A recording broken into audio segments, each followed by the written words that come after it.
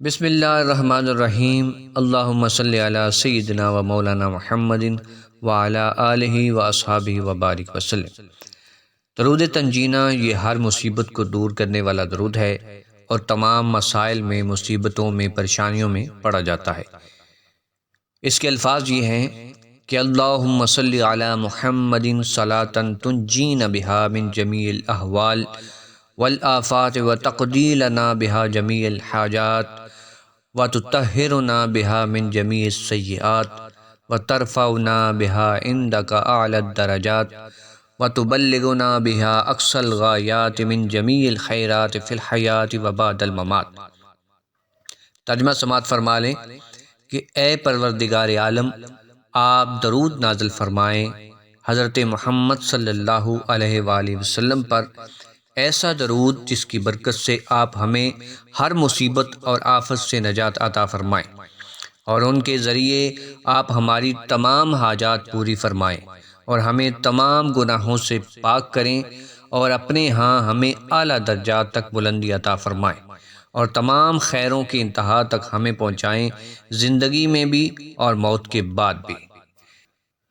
درود تنجینہ بزرگوں کے مجربات میں سے ہے، اور اسے علامہ صحاوی رحمۃ اللہ علیہ نے علامہ فاکہانی رحمۃ اللہ علیہ کی کتاب الفجر المنیر کے حوالے سے نقل کیا ہے، اور واقعہ یہ نقل کیا ہے کہ موسیٰ الدریر رحمۃ اللہ علیہ ایک مرتبہ سمندر میں سفر کر رہے تھے کہ طوفان آیا، جس کا نام اقلابیہ ہے، اور عام طور پر اس طوفان میں پھنسنے والے بچتے ہی نہیں۔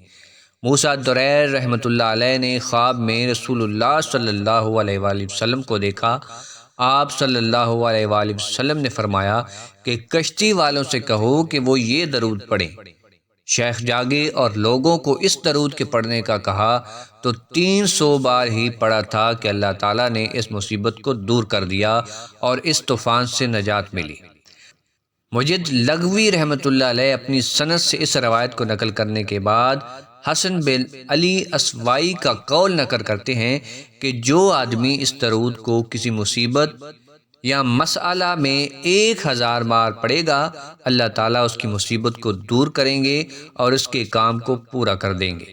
یہ تمام تفصیل علامہ صحاوی رحمۃ اللہ علیہ نے اپنی کتاب القول البدیع فی الصلاۃ علی الحبیب الشفیع میں نقل کی ہے۔ تو اس درود پاک کو پڑھا کریں۔ اللہ رب العزت سے جو بھی مانگیں گے آپ کی مصیبت انشاءاللہ عز و جل دور ہوگی۔